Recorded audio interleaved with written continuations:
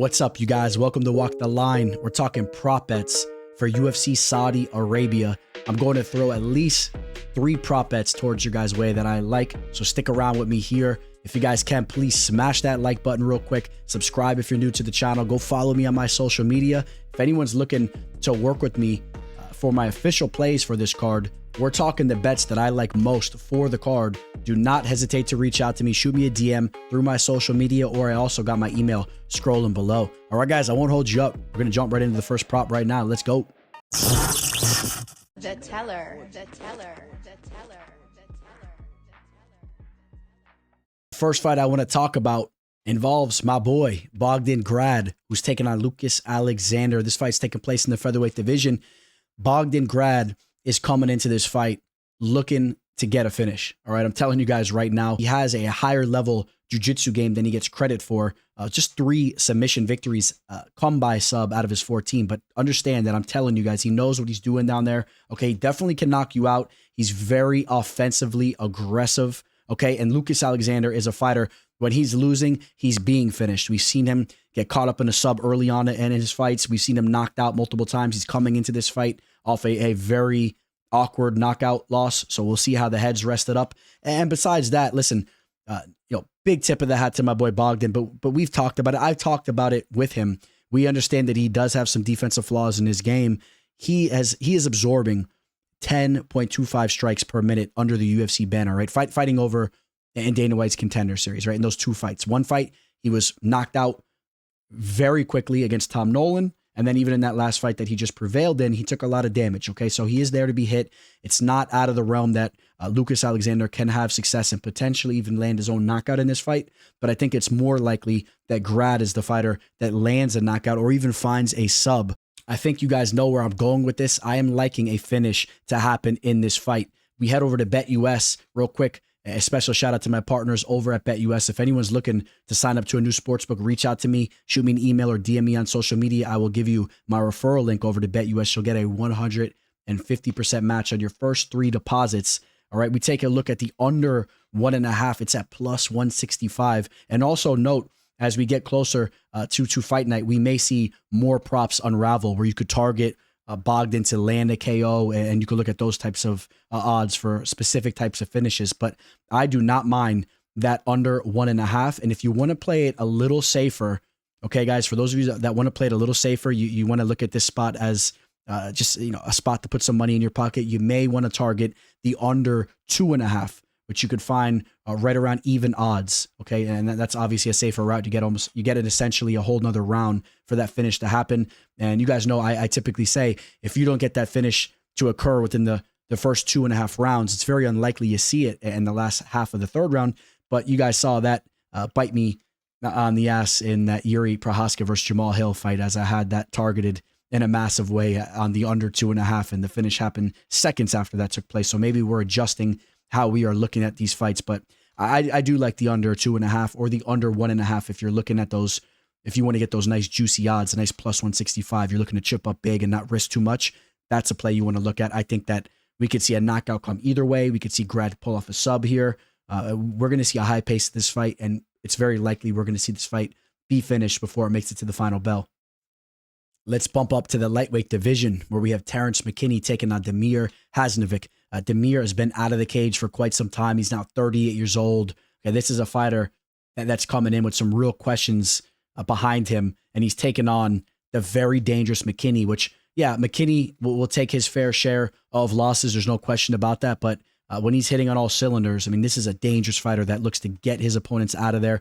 You can trust that he will look for a finish, right? If you're targeting an under or you're targeting him to get a KO or a sub, you can trust that he is going to be pedal to the metal looking for that finish. So take note of that. Carries serious power. I got to say this real quick. We were joking about it on the full card prediction video, how every UFC event you go to, you see Terrence McKinney just working his cardio, running laps around the arena. And I saw some of your guys' comments saying that you guys see him out there too. He's in and out of the bathroom running around. And next event you go to, mark my words, you'll see him hitting some laps out there.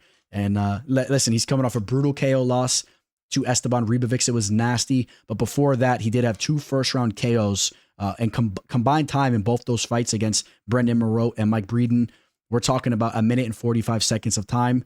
And I'm not so focused in on the time here. I just think it's very likely he could find a KO here. And that's even with Demir being a fighter that's only been knocked out once before.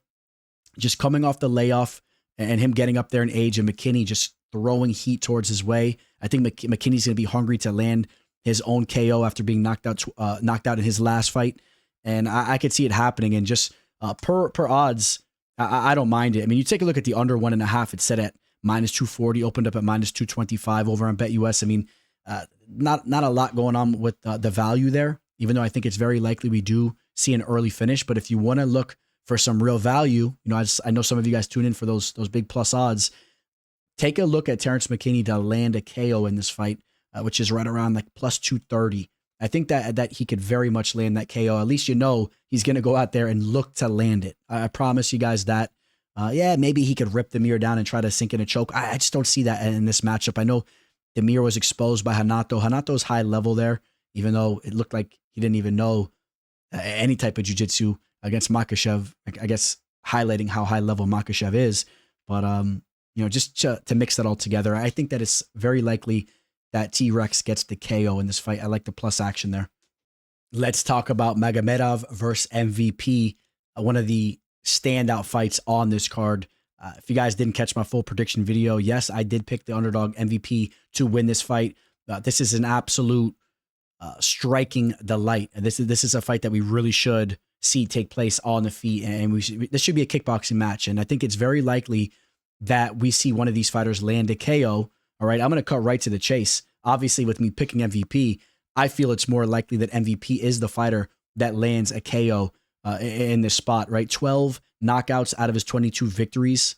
All right, just over half of his victories come by way of KO. He's dynamic. He's super fast.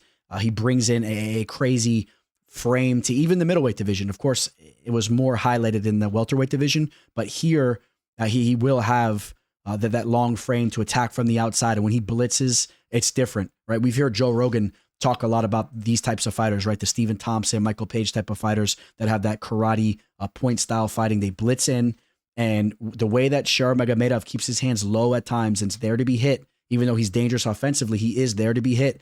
I had this gut feeling that MVP is going to land clean on him and he's going to get a KO in this fight. And just to dive into some of his work, remember in that last fight, Gary was pushing hard with the grappling. I don't think that Magomedov can do those similar type of tactics. He's not hanging on to a back and stifling rounds. There's going to be a lot more time taking place on the feet. Kevin Holland was getting pieced up. Yeah, MVP didn't find that KO, but Holland's really not an easy fighter to knock out. I'll give him credit there, even though he won one of his last 5. I think he loses his next fight and he gets his walk-in papers. Tell him I said it. Before that, brutal knockout over the jiu-jitsu player Yamaguchi.